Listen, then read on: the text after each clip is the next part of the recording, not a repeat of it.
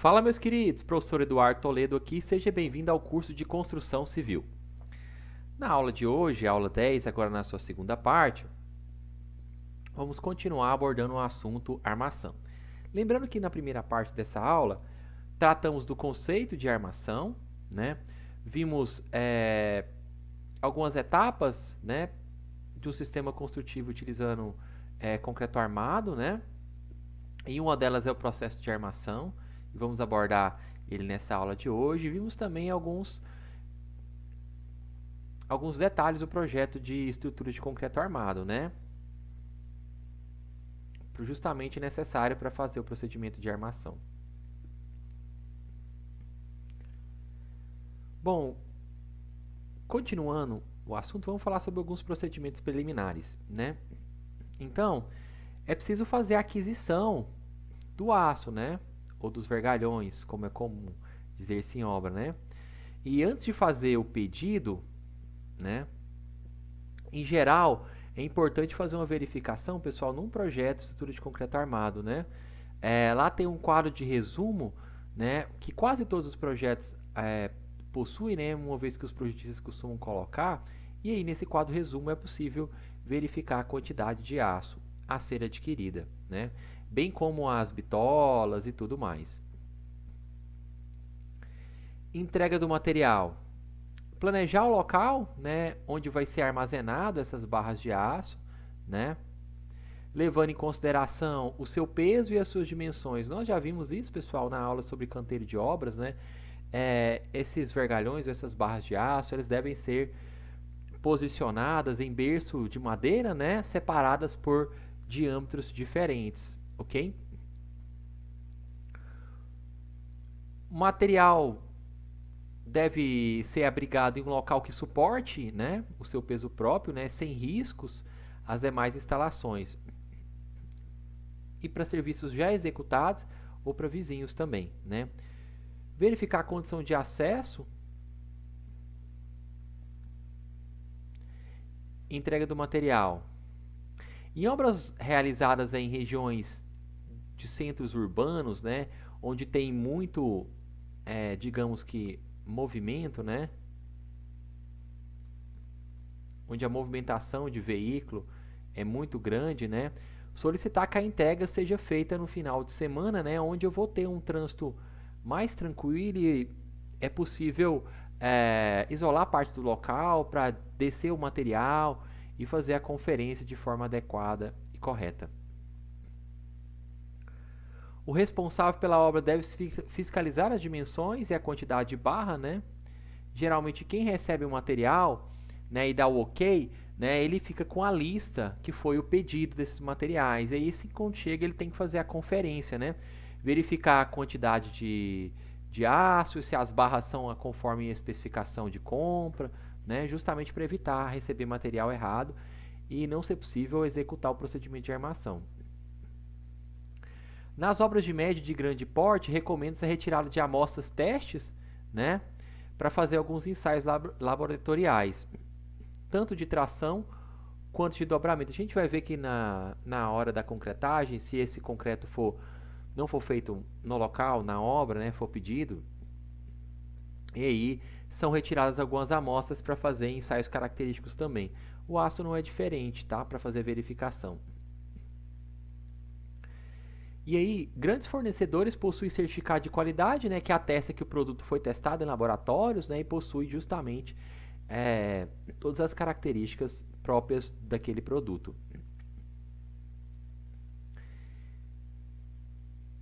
E nenhuma hipótese, né, pessoal, se a gente estiver falando de barras retas, aceitar barras de CA 50 ou 60, a gente vai ver que esse CA significa concreto armado já dobradas.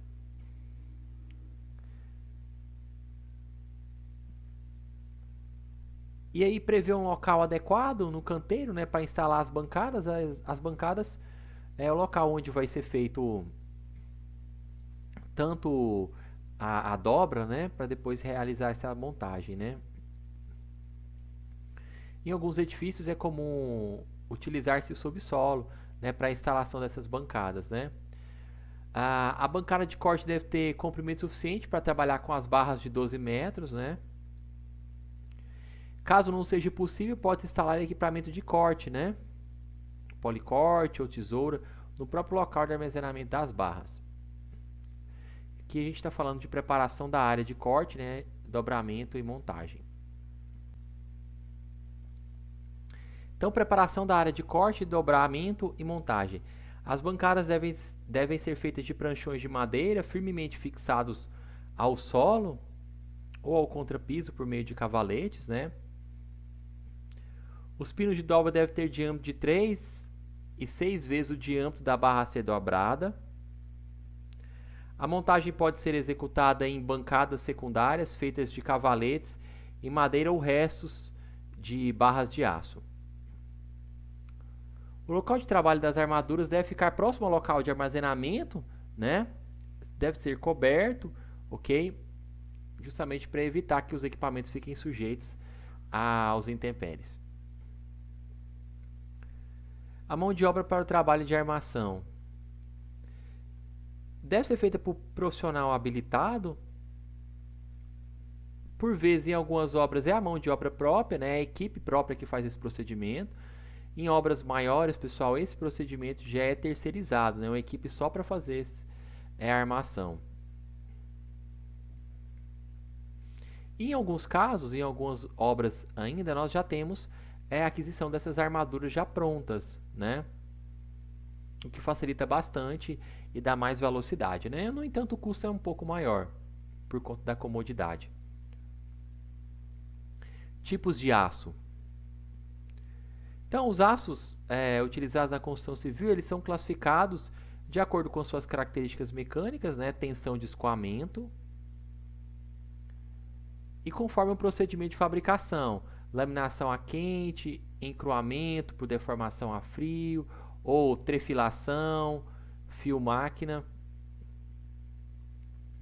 E de acordo com a norma 7480 de 2007, né? As barras de aço, seja de qual tipo for, com diâmetro igual ou superior a 10 mm, deverão apresentar marcas de laminação em relevo, é uma identificação, né? Com a marca do fabricante, a categoria e o diâmetro também. Nos aços em barras de diâmetro menor do que 10 mm, a identificação pode ser feita com pintura em uma das pontas, né, em cores padronizadas para facilitar a identificação. Então, pessoal, se a gente observar bem essa imagem aqui, mostra, né? Vou colocar o marca-texto aqui. Então, olha, aqui eu tenho a identificação do fabricante, né? Isso aqui é uma barra de aço, né? Então, aqui tem a identificação do fabricante, olha. Nesse outra parte aqui, tem a categoria do aço, né? A gente sabe que esse aqui é um CA50, né? Então, olha, categoria do aço, ok? E aqui, pessoal, nós temos o diâmetro da barra. É uma barra com fio de 10 milímetros, né? Ok?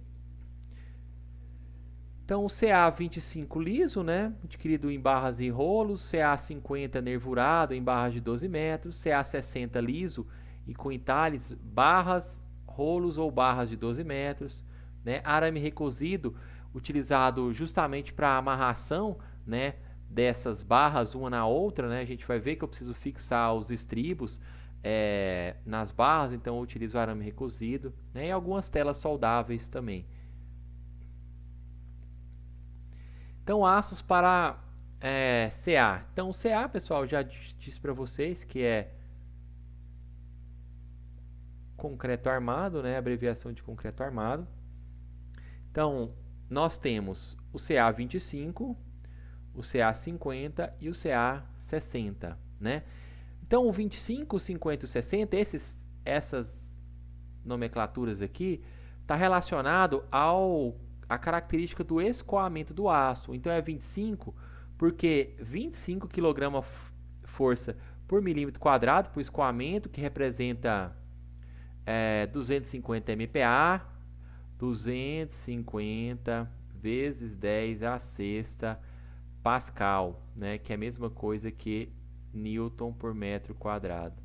Então 250, né? 50 quer dizer que é 500 MPa ou 50 kg força por milímetro quadrado e 60 que é 600 MPa, tá bom? É um termo que vocês vão utilizar bastante, tá bom? Procedimento de corte, né, pessoal? Nós temos alguns equipamentos para realização do corte das barras de aço, né, do aço, né? Desde de equipamentos mais simples para obras de pequeno porte, né? Como arcos e serra de aço rápido, né? Como a gente pode observar aqui, ó. A aplicação é obras de pequeno porte, né? Com lajes pré-fabricadas. A vantagem é menor investimento e mobilidade, né? Equipamento mais barato e ele pode ficar em vários locais, né? Ele não é fixo em um local específico. A principal desvantagem é maior tempo para execução de um determinado serviço, né? E maior custo da mão de obra, porque o operário ele vai ficar um maior tempo fazendo esse procedimento de corte com essa ferramenta, né? Tesoura de corte, a gente pode observar aqui, olha.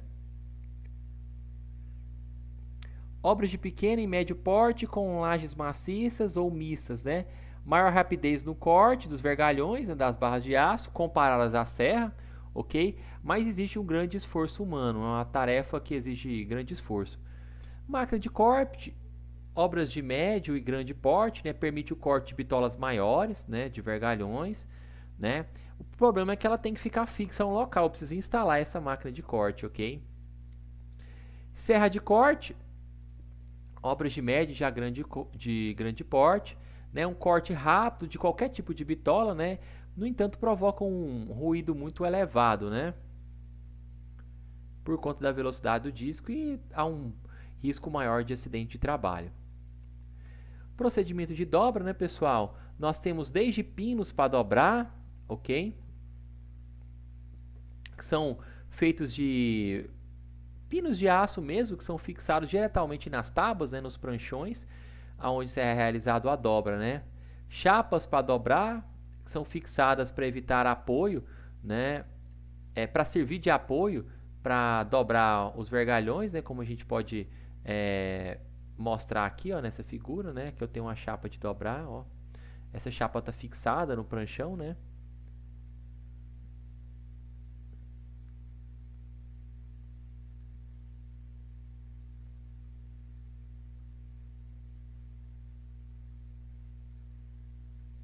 Ok? E máquinas de dobrar, né? Em obras de grande porte, já tem as máquinas que executam esse trabalho de forma semi-autônoma. Ok? Então aqui a gente tem uma imagem, pessoal, que mostra justamente a peça de madeira, né, que a gente chama de pranchão, ok? A chapa que está fixada nessa peça de madeira tem que ser sim, porque o vergalhão vai ficar posicionado nesses pinos e eu vou com o equipamento fazer a dobragem, né? Ok? Então tem que estar fixo, ok? Aqui é uma vista de cima, né? Justamente para ver como é que esse procedimento de dobragem. Aqui eu tenho uma chave, né? Para realizar a dobra, ok? Encaixo o vergalhão, prendo o vergalhão, né? Entre os pinos de dobragem e aí encaixo a barra e puxo para realizar a dobragem conforme for a necessidade do projeto.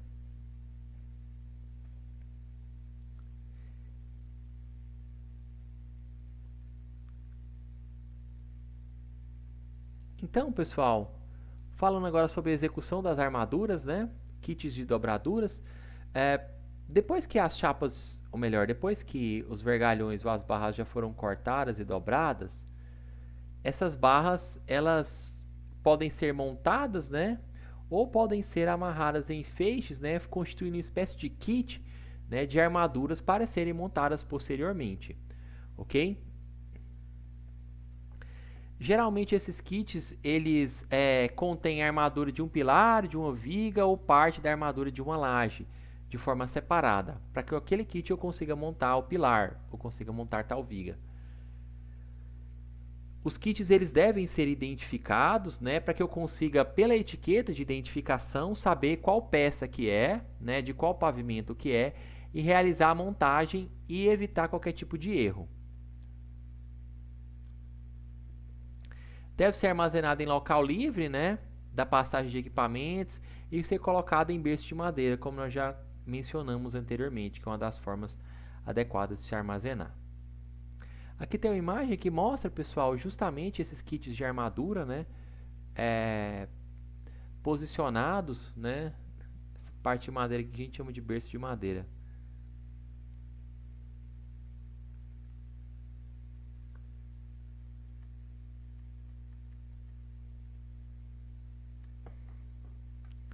Berço de madeira. Lembrando que aqui nós temos as armaduras, né? Aqui eu tenho a etiqueta, né, que identifica qual elemento, né, de qual pavimento, entre outras tantas coisas. A identificação para realizar a montagem.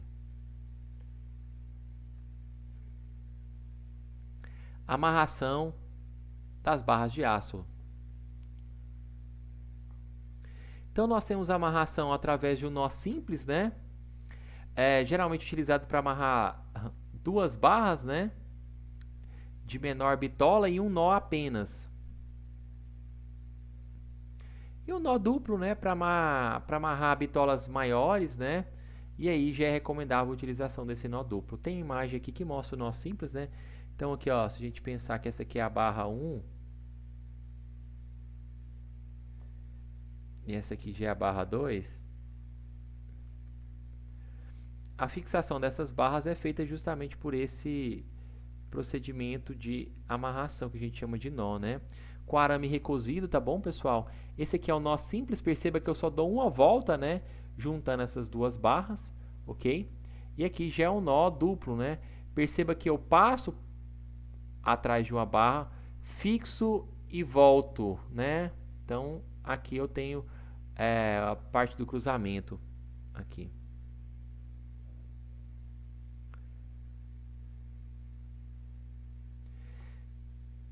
Para as emendas, sempre que possível, pessoal, essas emendas devem ser evitadas, né? Considerando a situação onde não é possível por conta do tamanho da peça e das barras, né? As emendas podem ser feitas basicamente de algumas maneiras. Entre elas, a emenda por trespasse, né? E aí, nessa emenda, os vergalhões, eles têm que ser...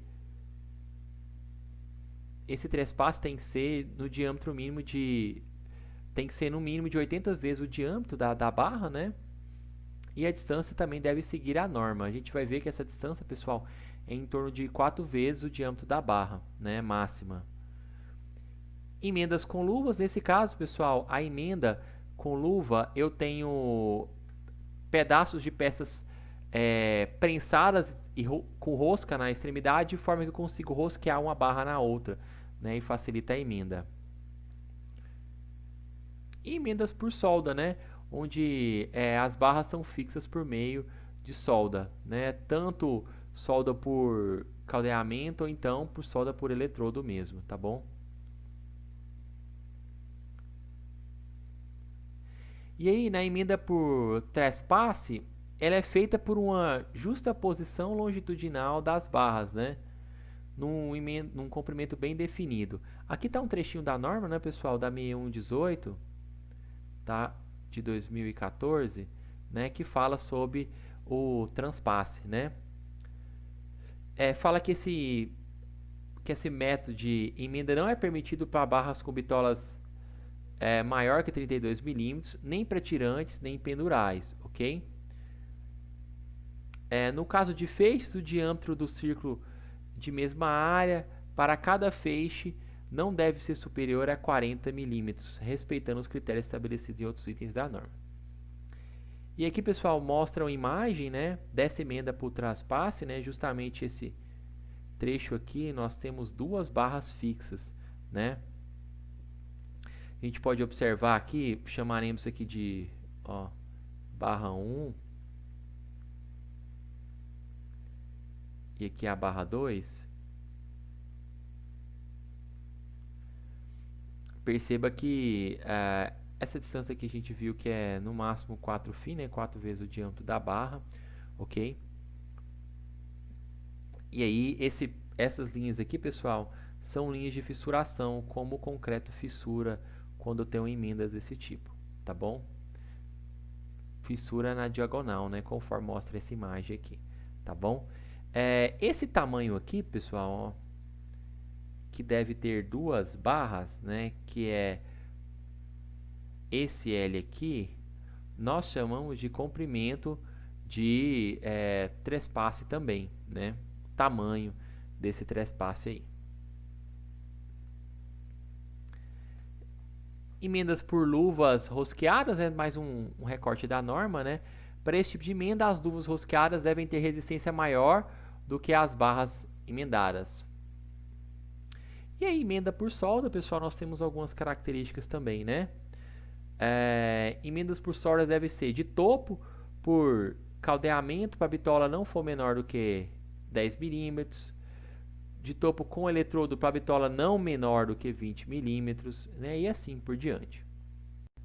Também temos a opção de telas soldadas, né? Que pode ser utilizada em armadura de algumas peças, né? São armaduras já prontas, né? Soldadas em fábrica, né? E aí dispensam a amarração e reduz bastante a mão de obra, bem como o tempo para realizar esse procedimento. Pode vir em rolos ou também em painéis. Pode-se cortar as pontas das telas para formar cruzetas de ancoragem também. Tem norma técnica que estabelece os limites de transpasses para esse tipo de tela também. Nessa imagem nós temos a tela de aço, né? Vocês podem observar, pessoal, que ó, esse trecho com esse trecho forma aquela cruzeta que eles falaram, que estava escrito no slide anterior, né? E aí esse ponto aqui, ele é soldado, tá bom? Essas telas são soldadas. Muito utilizado em lajes. Espaçadores. Então, para garantir o recobrimento ou ainda o cobrimento da armadura, né, que é exigido pela norma 6118 de 2014, utiliza-se espaçadores, majoritariamente espaçadores plásticos, né? Nós temos diversos modelos disponíveis no mercado e cada um deles é recomendável para um tipo de elemento estrutural, melhor para posicionamento da armadura e depois concretagem de um tipo de elemento estrutural. Então vamos começar falando sobre o modelo do tipo S, né? É o mais conhecido na construção civil, mais conhecido de vocês também. É chamado de espaçador circular universal, né? Ele tem um encaixe, né, um sistema de mola e contramola que permite um alojamento perfeito do ferro, do vergalhão no seu interior. Ele é mais indicado para ferragem vertical, né, na construção de paredes, pilares, né, vigas, postes, tubos pré-moldados de concreto, entre outros, ok? Lembrando, pessoal, que não sei se dá para ver pela imagem, mas aqui, olha, o vergalhão fica bem aqui, ó. Melhorar a barra de aço, né? Fica posicionada aqui. Mais para frente, ainda nessa aula, a gente tem algumas imagens desse tipo de espaçador sendo utilizado em obra. Aqui nós temos a barra, tá bom?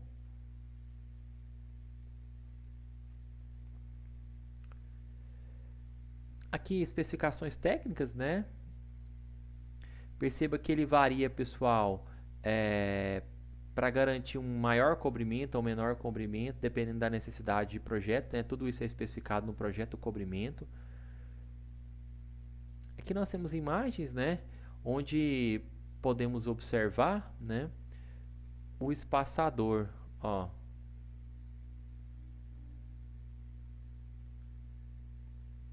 A imagem da direita, né? É, na verdade, um zoom da imagem da esquerda, né? Um zoom nessa região aqui, ó. Assim.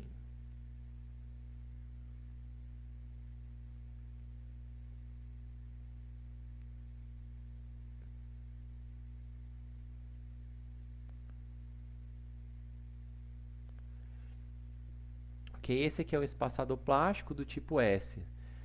Perceba que por conta desse espaçador, né, esse tamanho aqui, olha, esse tamanho aqui vai ficar coberto com o concreto. Isso aqui é para garantir o que nós chamamos de cobrimento dessa armadura, que é feita com barras de aço, tá vendo? Ó, cobrimento dessa armadura aqui que eu estou apontando. Beleza? Aqui nós temos as ponteiras, né? Deve ficar na parte superior dos vergalhões para evitar qualquer tipo de acidente.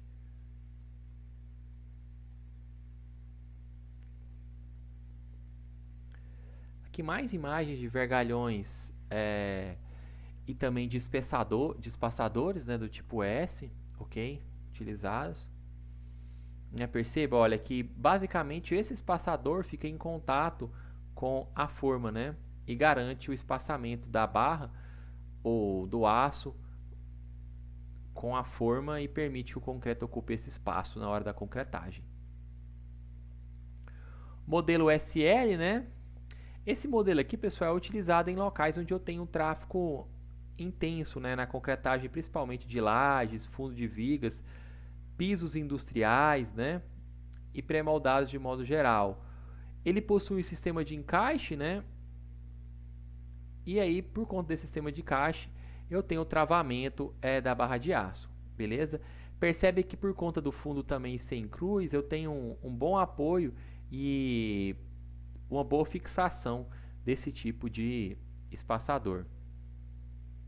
Aqui nós temos as informações e especificações técnicas desse espaçador, lembrando que esse A aqui, pessoal, é justamente o que garante o que é importante na hora da concretagem de uma peça, né, para a saúde do elemento estrutural, né, e também da armadura que está ali, que é o cobrimento.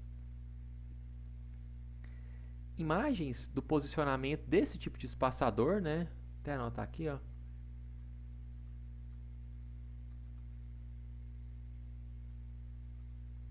Né?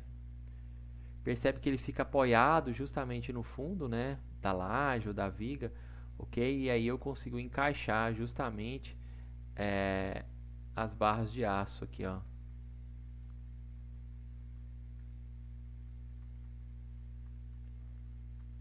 Fazendo esse encaixe e fixação, eu consigo depois realizar a concretagem, né?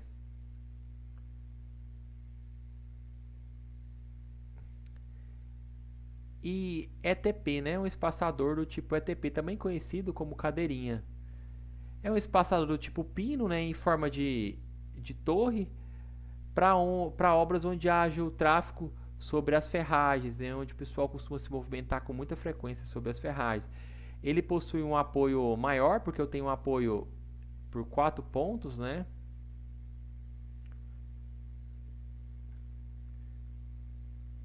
Geralmente utilizado para lajes, também fundo de vigas, telas soldadas e pisos industriais. Aqui nós temos as especificações e informações técnicas desse tipo de espaçador, tipo cadeirinha. E aqui a utilização desse tipo de espaçador em obras, né? Então perceba que ele dá um apoio justamente para as barras de aço, né? Tem aqui as barras, né?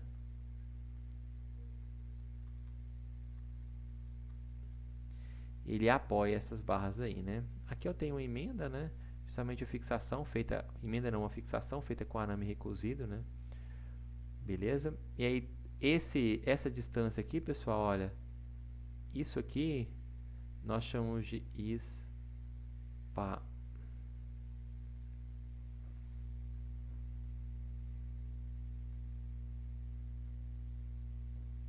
espaçamento.